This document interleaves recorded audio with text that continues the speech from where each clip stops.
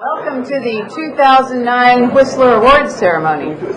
I'm Deborah Daniels, Chair of the Greater Indianapolis Progress Committee, and we are honored, Rowland, to present these awards every year. We're grateful, of course, to the Indiana Pacers, and Greg Schenkel's here with us, and perhaps one or two other folks in the Pacers, so thanks so much to them for allowing us this wonderful venue again this year. We've decided this is the perfect place.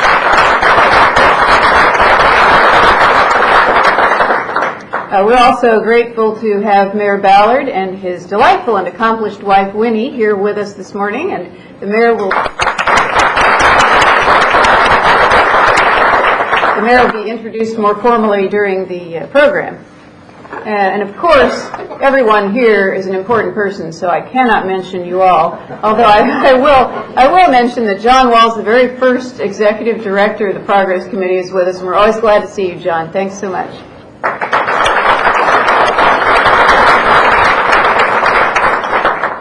Indianapolis is blessed with many private citizens who contribute to the quality of civic life here, but this award is reserved really for those who are deemed to have assisted the community in making the most significant and lasting improvements to the quality of life of our residents over and above their day jobs. Our recipients this year are just such people who have given of themselves selflessly to this community for a number of years. Now, in a moment, we'll invite you to go to the buffet tables. I think they're somewhere back there. Oh, right there. And help yourselves to breakfast. During breakfast, we'll play a video reminding us all of the contributions of the namesake of this prestigious award, Charles Whistler, and the purpose of the award. Then, following that video, we'll have our presentations. But let me first welcome Murray Clark to the podium. Murray served this year as chair of the Whistler Awards Committee, and Murray, we're very grateful for your leadership. He's hiding behind this. We also want to extend, by the way, through you, our thanks to Baker & Daniels for its sponsorship of this event. Murray? Thank you, Deb. Well, Baker & Daniels is proud once again to sponsor the Whistler Awards ceremony. Aside from the integral role he played in Indianapolis's transformation to the extraordinary city it now is, Chuck Whistler represented and continues to represent the very best of Baker & Daniels' tradition, history, and culture. I also want to take this opportunity to thank the members of the Whistler Award Committee, and if you're here, if you'd stand, I'd appreciate it. Deborah Daniels, of course, was on the committee. Rowland Dorson, John Hall, Brian Payne, I haven't seen Brian yet, former Whistler Award winners Henry Ryder and Yvonne Shaheen, Greg Schenkel, our host, Nancy Silver-Rogers, and Phil Wessler. Please join me in thanking them for their fine work.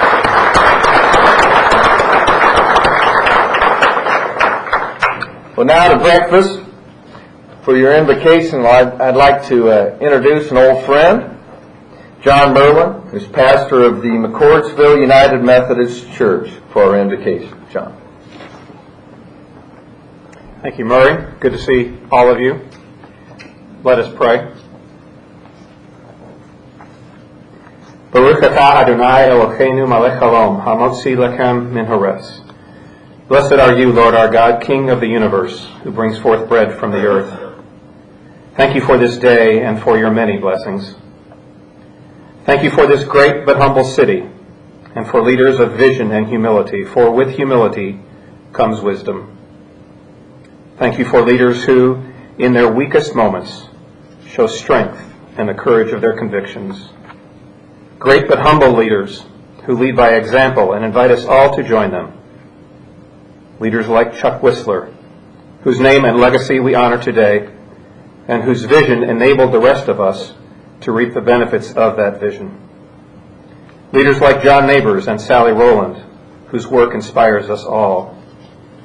They responded to your call to serve their community and their fellow citizens, and they do it with grace and humility. They have been inspired and supported by their spouses, Sharon and Dick, and by their loving families and devoted partners and colleagues. And they inspire us all to stand on the shoulders of giants and share that vision. Thank you for our mayor and for the Greater Indianapolis Progress Committee and for all who share in the vision to continue the work of Chuck Whistler and those who have gone before us. Now bless this food to our health and nourishment. Bless all those who prepared and serve it. And may we always remember those who don't share in these blessings, even the least, the last, and the lost. We ask all these blessings in your name, God of gods, Lord of lords, God of all people, forever and ever. Amen. Thank you, John. Hello, I'm Senator Dick Lugar, and I'm pleased to join the Greater Indianapolis Progress Committee for the presentation of the Charles L. Whistler Award. I fondly remember from my time as mayor of Indianapolis how beneficial Gypsy was as we undertook important community endeavors. Gypsy had just begun under Mayor John Barton and expanded during my mayoral administration to play an integral role in helping to formulate and to pass UNIGOV and other civic objectives. As a part of Gypsy, we created the Lawyers Task Force, comprised of attorneys from 5 local law firms who would provide pro bono legal services to research and draft the necessary legislation to complete the consolidation efforts. Charles Whistler, a visionary and resourceful leader in our community, was selected along with attorney Louis Bowes to lead the Lawyers Task Force. At that time, Charles was president of the Metropolitan Planning Commission and worked tirelessly throughout the community to dispel misinformation and to calm fears that might have otherwise proved damaging during our UNIGOV campaign. It is only appropriate that we present the Charles L. Whistler Award, the most prestigious honor given by the City of Indianapolis Mayor's Office, to persons who shared the lifelong leadership and concern for our city, as did our late friend Charles L. Whistler, whose outstanding service brought together the public and private sectors for civic improvement. Charles L. Whistler was born in 1925 near Boswell, Indiana, the 7th of Walter and Gladys Whistler's 10 children. He spent his childhood roaming the family's Willow Run farm, was a good student, and as an early achiever showed prize-winning pigs at the Indiana State Fair.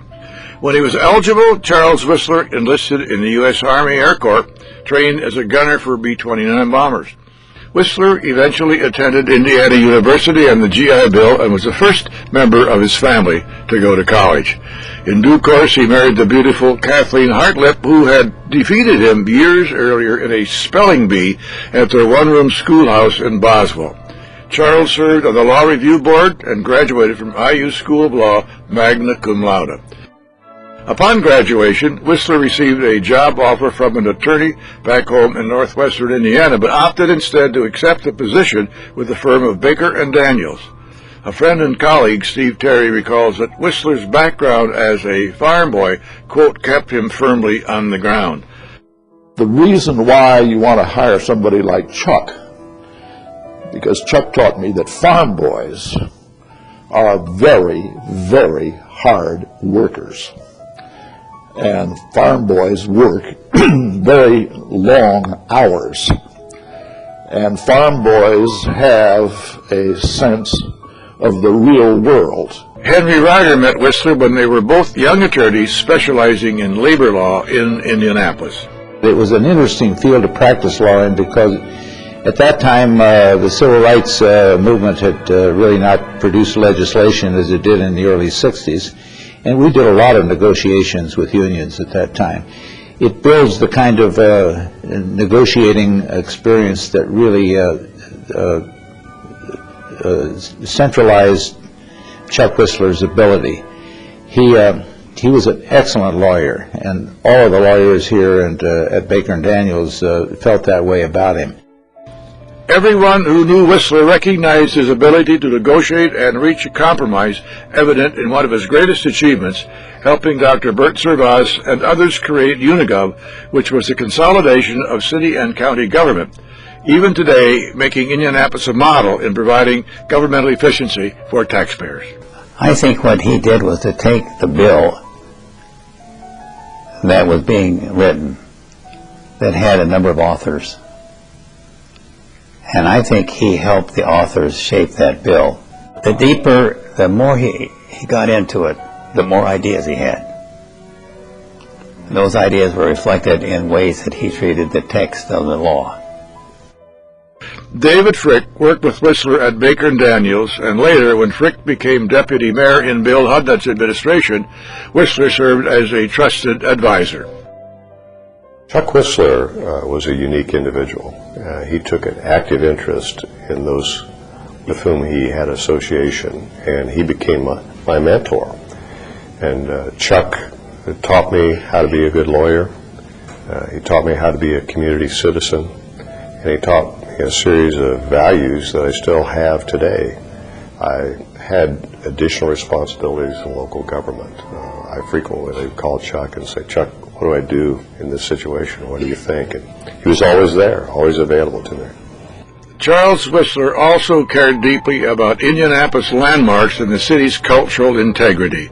Among the buildings he's credited with saving is the old Indiana Theater, current home of the Indiana Repertory Theater at 140 West Washington Street.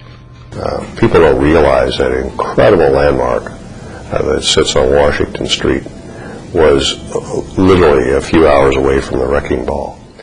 Chuck Whistler was called upon by me to help me think through how you save that great building, and that became kind of the cornerstone for the redevelopment activities in downtown Indianapolis. When the once beautiful Lockfield Gardens apartments fell into a state of urban blight, many wished to see them demolished to make way for market value housing and the growing IU Medical Center. But Whistler helped negotiate a compromise to save a portion of the historic site, which held special significance in the African American community. It turned out, on behalf of Chuck's effort, to be a win-win for the entire community. The historical aspect of that is that this was one of the oldest, largest public housing units built in the country, and there was a lot of people who really wanted to continue to recognize the significance of that, and so I'm happy that Chuck was here to help find that compromise position for the entire community. The legacy that Chuck left Baker and Daniels, along with his contemporaries, was one of a high professional skill, courtesy, gentlemanliness, kindness to people, and fairness and trustworthiness. Indianapolis lost a great friend and visionary leader when Charles L. Whistler died far too early in 1981. His legacy lives on, however, not only at the City Market Plaza that bears his name, but also through the Charles L. Whistler Award. It's the highest honor given annually by the mayor of Indianapolis.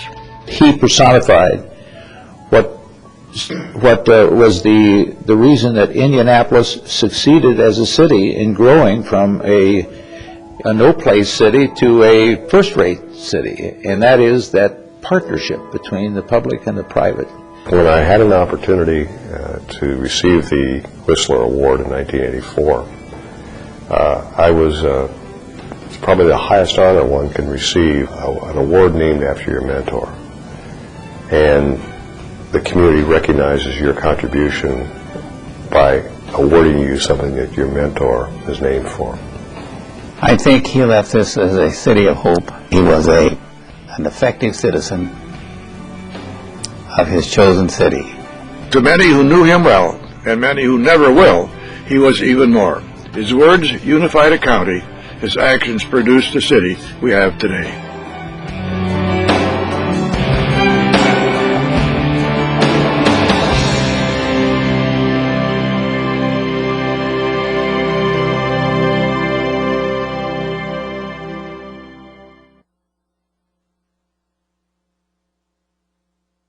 Isn't that a great video?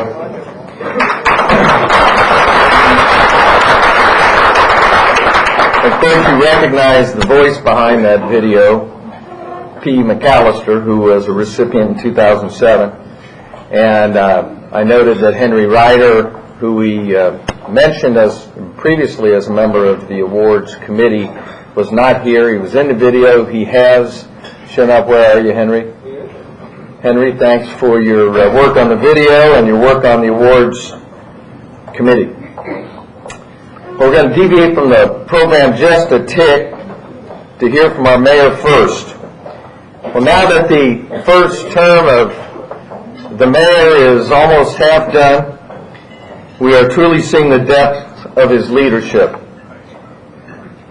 He's indeed an excellent nuts and bolts manager, we know that. He cares about people in the neighborhoods, often without the voice or the means to attend events like this or other events in this building or other events like that in this city. And he's successfully addressing the issues that impact their day-to-day lives, our day-to-day lives, like crime, abandoned housing, and even issues like how quickly can you fill a pothole. Going from what, Mayor, 17 days to 2 days is a pretty good accomplishment. At the same time, he has the vision to address in a meaningful way big picture items. He understands the importance of a strong indigent care hospital in this community now and for decades to come. And he's not afraid to look at innovative ways to deal with the city's assets, including its municipal utilities, in order to improve the quality of life of its citizen. And he understands the importance of developing a long-term mass transit plan for this growing and changing region. As Deb said, we're truly pleased that the mayor and Winnie could join us this morning. So, ladies and gentlemen, I give you the mayor of the city of Indianapolis, Greg Ballard.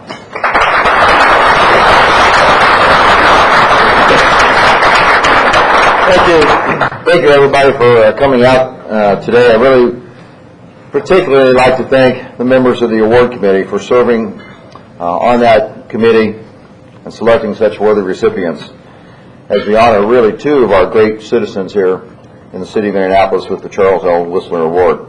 This award, as you know, was created many years ago to recognize people who gave selflessly of their time and their talents on behalf of all of us and our city. It's a tradition that I believe remains strong today at a time when we really do need true servant leadership.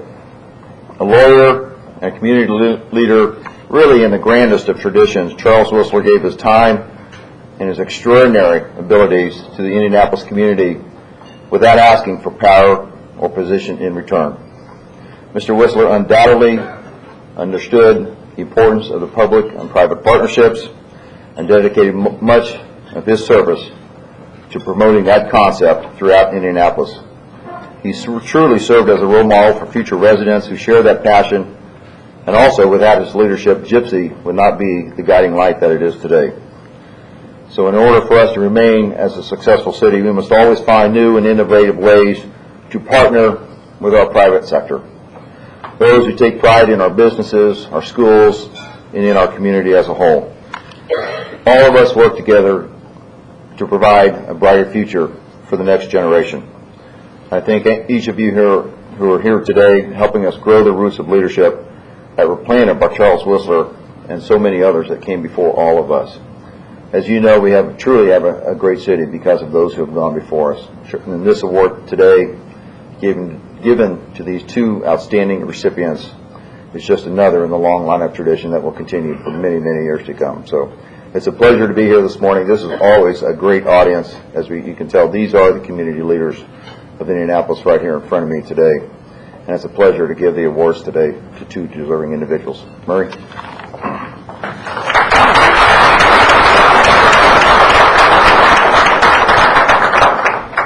Thank you, Mayor. Don't go far. I won't.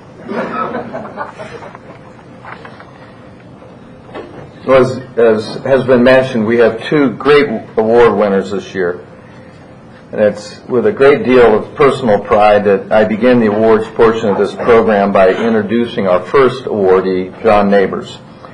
Please direct your attention to the video screen so we can hear more about his extraordinary accomplishments.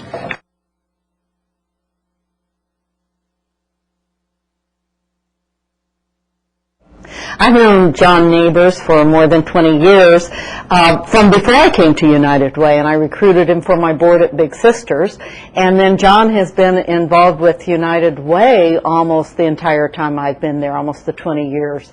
As board chair, John really led the re-engineering of United Way and redefinition of our priorities. He helped redefine that we would have two priorities, one for human services and one for education.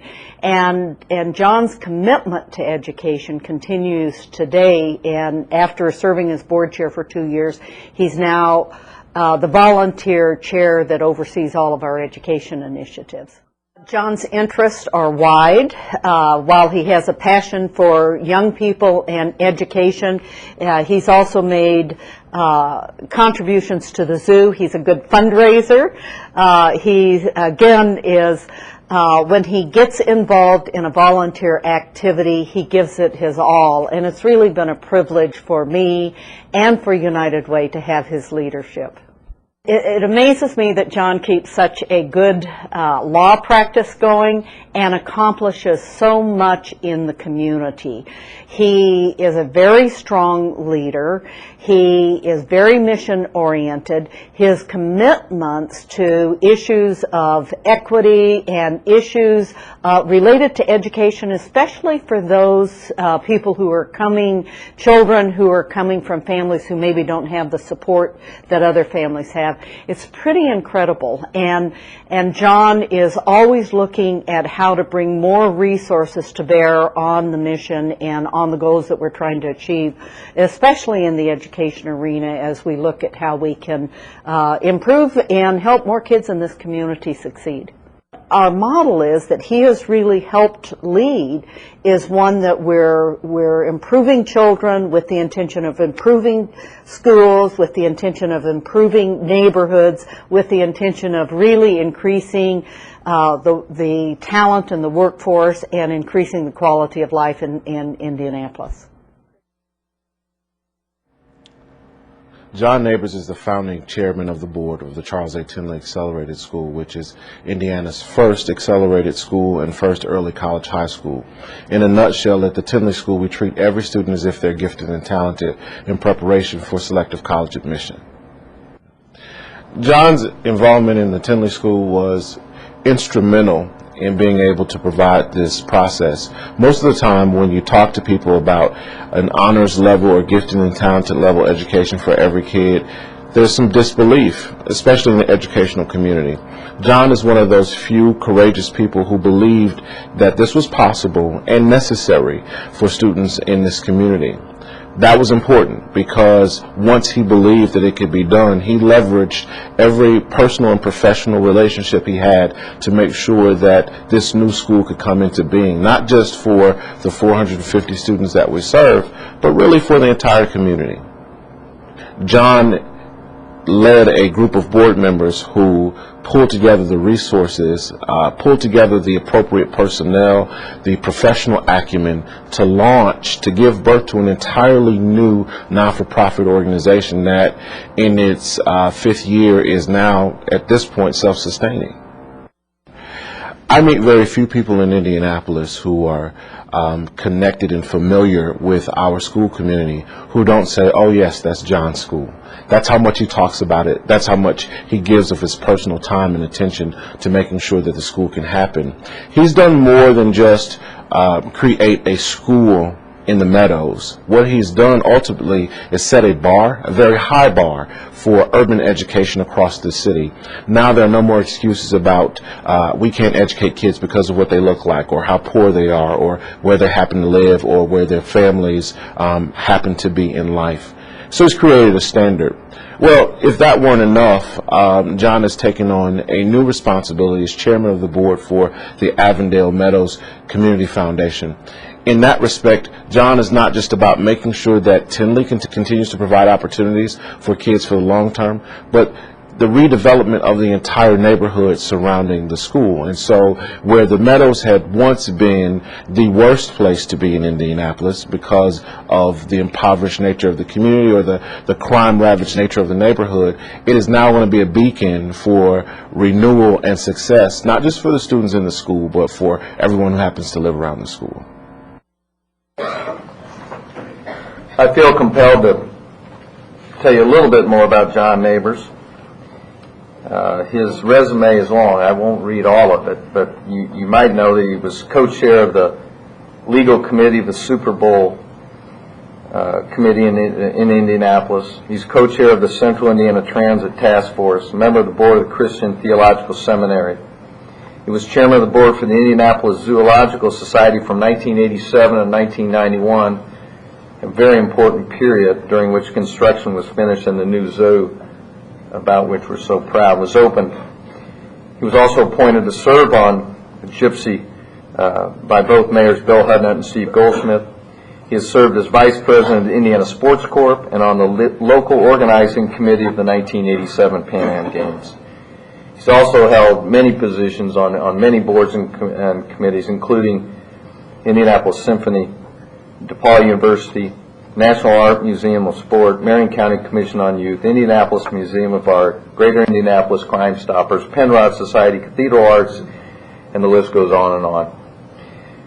I asked my wife last night, who's a big fan of John and Sharon, how I should introduce John, and she said, without hesitation, that John and Sharon are quiet, humble, committed leaders who care deeply about their city. So John Neighbours, congratulations. I'd ask you to come forward so we could present you with the Charles L. Whistler Award.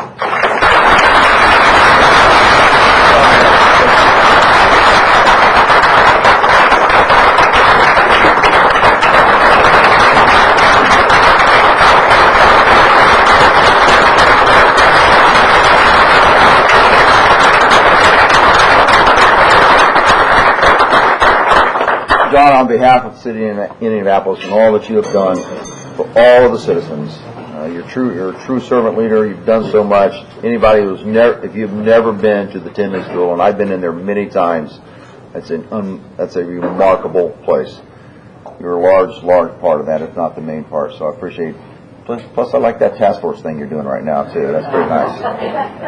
I see you got the members over here with you, but he's done a great job for the city of Indianapolis for a long time, and this is more than deserving for you, John. Congratulations. Thank you.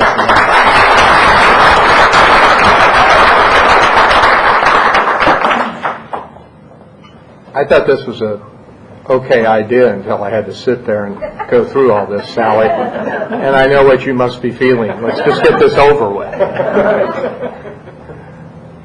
Sallie, I'm honored to be honored on the same day that you've been honored. Your tireless efforts on behalf of this community are legend among everybody in this room.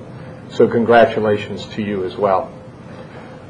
Those of you who know me well know I wouldn't be worthy of this recognition if I weren't married to Sharon. She's been a wonderful supporter. She does a lot in her own right, and yet she has supported and shared my interest and my contribution of time away from the family to the community. So Sharon, I thank you for that. I'm not sure all of you know that Sharon comes from a family that has been committed to the city of Indianapolis for decades. John Walsh may be able to confirm this for us, but I understand her dad, in addition to many other community activities, was one of the founding members and original board members of Gypsy. And J. Albert Smith, he's been deceased for a number of years, but he's succeeded by an additional Al Smith legacy. Sharon's brother Al and Mary Beth. Mary Beth's sick, and Al unfortunately couldn't be here today. But their family has given enormously to the community. And I married well for many reasons, but that's one of them, honey. So thanks so much. I want to thank Baker and Daniels. It's a true honor to practice at Baker and Daniels. It's a spectacular group of lawyers. But quite frankly, when you come to community service, they walk the walk. There's no better way to epitomize that than what we've heard about Chuck Whistler today, and he inculcated within Baker and Daniels the culture of giving back to our community, and I am truly humbled to receive an award that bears his name. And if I could just for a moment reflect about all of you and reflect about our community. We think of lots of other principal cities within America, and they're defined by their natural resources. We can think of the Mile High City, the Three Rivers City, the Great Lakes cities, South Beach, which is sort of a city. And the list would go on and on of physical characteristics that define a city, natural resources that define them. Indianapolis has not been blessed by such natural resources. Our natural resource is our human resource. The people in this room and the dozens and at times hundreds and even thousands, Mark, during the Pan Am Games, who gave of their time and have given of their time to improve the condition of life in central Indiana. And there are two aspects of that I think are particularly important to note. First, we are embedding that humanitarian spirit in the next generation through programs such as the United Way's Emerging Leaders Program, through Indy Hub, which Ann Shane helped to start in Indianapolis, through the Stanley K. Lacey program, and it goes on and on. But that humanitarian spirit has become cultural within our community, and we're confident that the next generation will succeed us in sharing their commitment to service to others. And the second aspect that I want to comment on about our humanitarian spirit are those people within our community who don't just volunteer on behalf of community service organizations, but actually work for them as their full-time jobs. We are blessed by an extraordinary group of leaders in that respect, people like Ellen Anila and Jim McClellan, who's spent countless years leading Goodwill. Irv Peak has spent 25 years as the executive director of Noble. Individuals who lead business groups such as Rowland Dorson and Mark Miles. They have blessed our community with their service, and I thank them particularly for what they've done. I thank all of you for allowing me to be a part of this spectacular place that we call home. And I thank you, Mayor, and Deborah as chair of Gypsy, and the selection committee for awarding me this honor, by which I am so very humble. Thank you very much.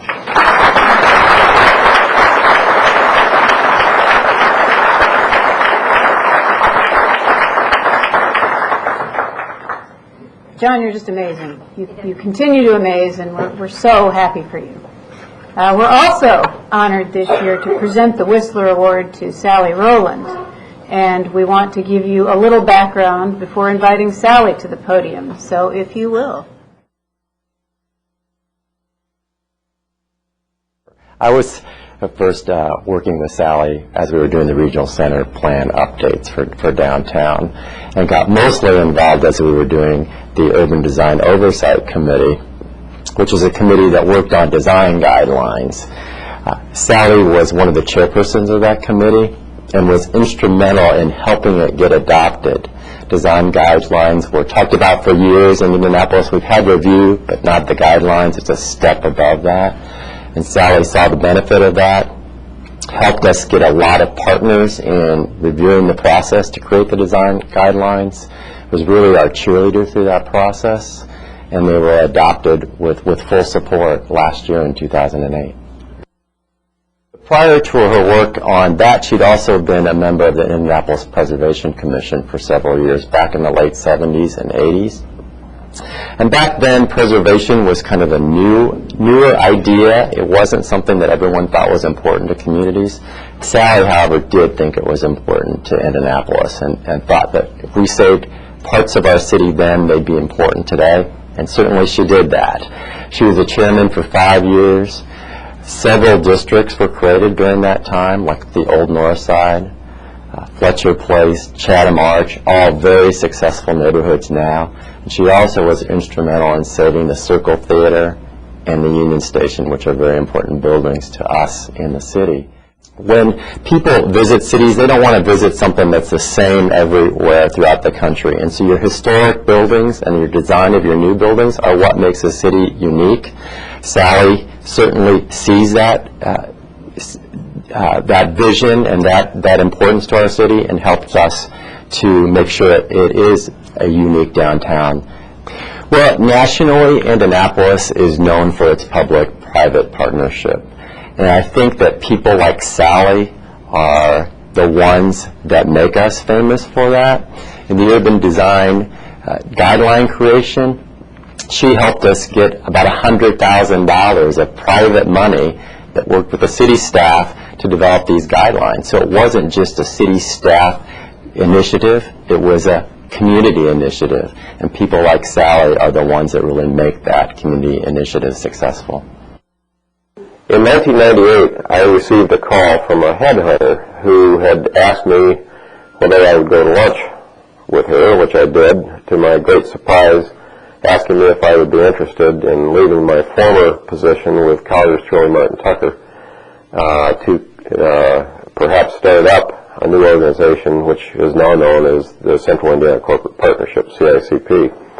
The first meeting that I attended, or the interview as it was with Sallie, Rowland, Clay Robbins from the Endowment, Jack Shaw from Ernst & Young, and Joe Barnett from Bank One. And I would have to say all of them were persuasive that I think about this opportunity, which was much different for me because I'd never been involved in public policy matters. I'd always been in the private sector. It would be hard to say that any one of the four were more persuasive than the other because they were all good friends. But I would admit that Sallie was particularly persuasive. She felt strongly that this was something that I should think about, and I did.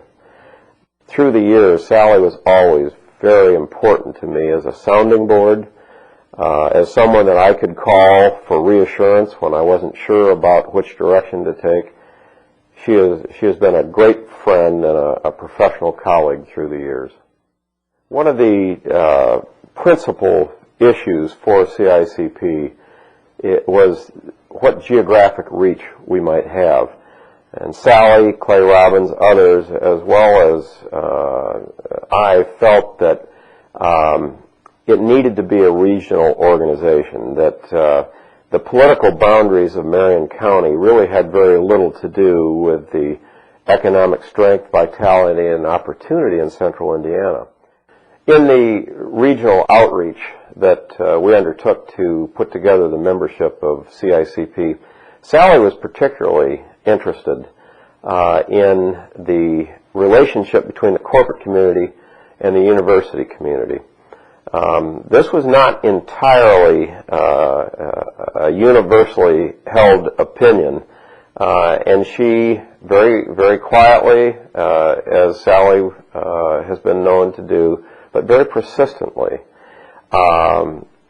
maintained a position which I believed in very strongly, and that is we needed to have the university community at the table as well as the corporate leadership.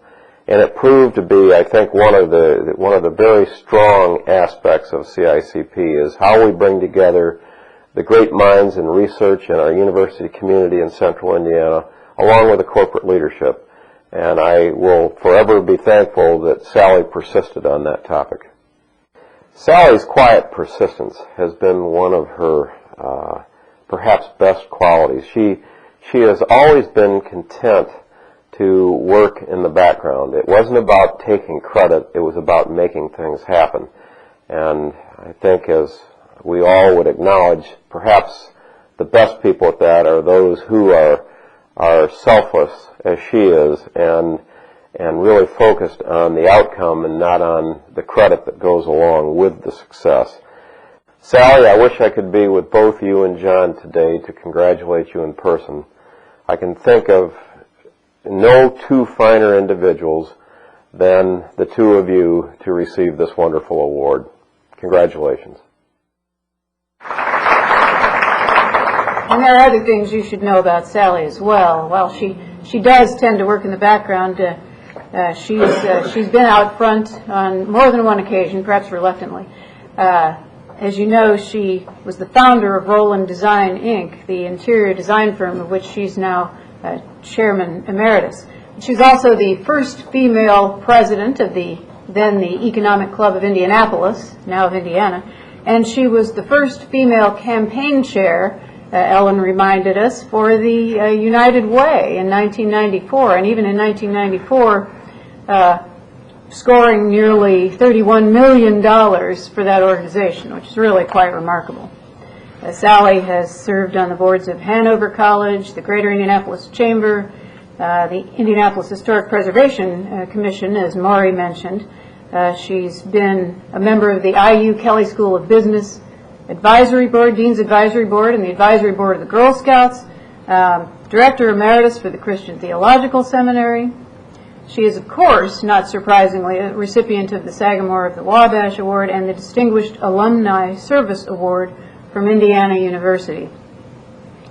Sallie continues the remarkable theme of humility and quiet servant leadership that inspires others and achieves concrete results, and that really inspired the Whistler Award. So we are greatly honored to present the 2009 Whistler Award to Sallie Rowland. Sallie.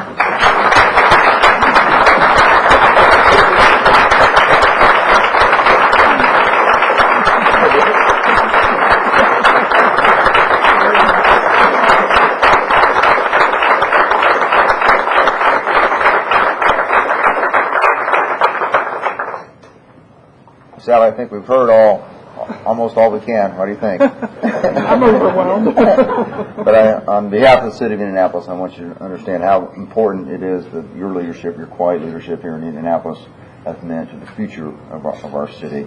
You have truly made this a better place to live, and we thank you for that. Thank you very much.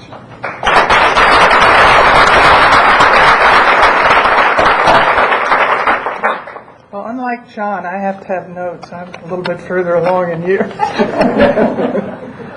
I want to thank the mayor and the Greater Indianapolis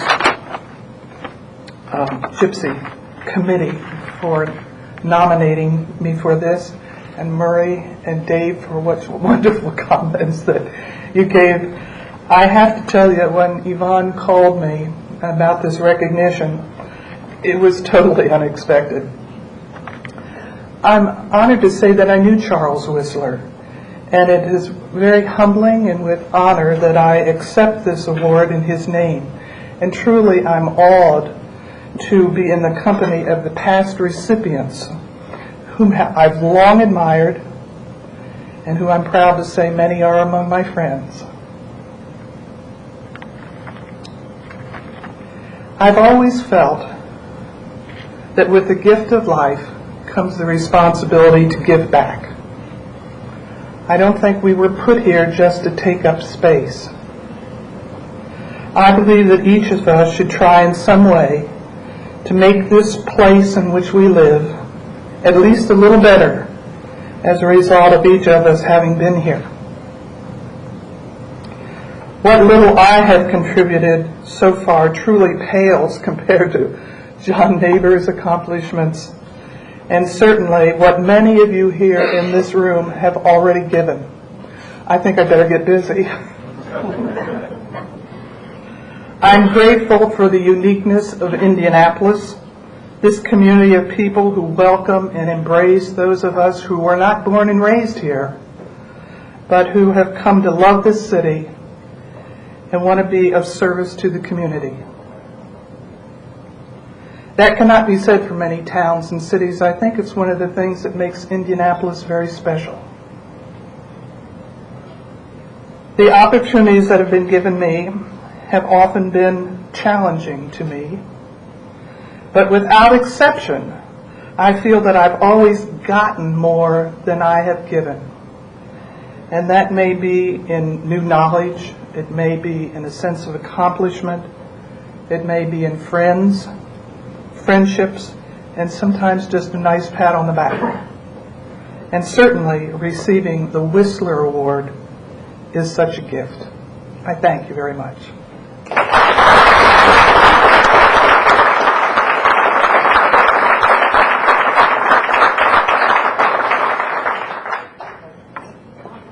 Well, once again, our warmest congratulations, but more importantly, our thanks to Sallie and to John for everything that they've done to make Indianapolis the world-class city that it truly is.